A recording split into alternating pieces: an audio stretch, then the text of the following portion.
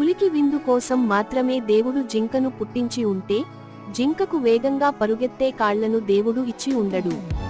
సమస్యను పుట్టించిన దేవుడే దాని పరిష్కార మార్గాన్ని పుట్టిస్తాడు.